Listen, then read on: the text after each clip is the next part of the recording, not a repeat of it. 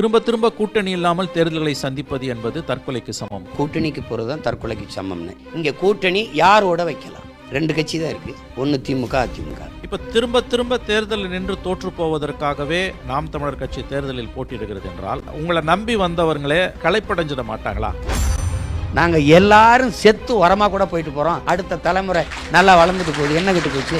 தேர்தல் ஏன் போட்டி போடுறீங்க? தேர்தலை நான் போட்டி போடுறதுங்கிறது என்னோட வலிமைங்கிற நான் நினைக்கிறேன். தனிச்சு நிக்கிறதுனால தான் எனக்கு இந்த ஓட்டு போடுறேன். நான் தோத்தானே போயிட்டேன், என்னை பார்த்து ஏன் பயப்படுற?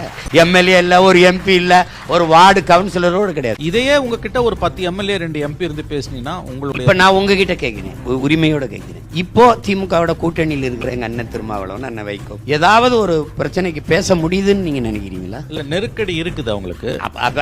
இருங்க, அதை நீங்க என்ன செய்யுங்க ஐயா, நீங்க அதை சாதாரண இல்ல அளவுகோல்கள் தானே முக்கியம். அளவு ஐயா, என்னையாவது சுதந்திரமா விடுங்க ஐயா. இல்ல அப்போ ஒரு கட்டத்துக்கு மேல உங்க கட்சி வளர்றதை நீங்களே விரும்பலன்னு எடுத்துக்கலாம். அது நீங்க 26க்கு அப்புறம் நம்ம இதே மாதிரி ஒரு நேர்காணல சந்திப்போம். நான் வளரன்னு.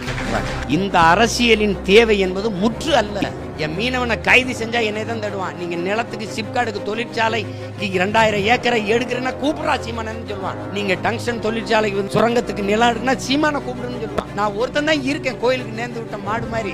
எனக்கு எந்த சமரசமும் கிடையாது. இந்தியாவிலே பெரிய கூட்டணி வச்சுக்கிறது நான் தான். பரந்தூர்ல இருக்கிற விண்ணூர்தி நிலையத்திலே பறக்க விமானம் இல்ல. அது போக இப்ப 5000 ஏக்கர்ல கட்டுறேன்னு எங்க விளைநிலங்கள் எல்லாம் பறிக்குதேன்னு பரிதவிக்கிற மக்கள் என்னோட தான் கூட்டணி.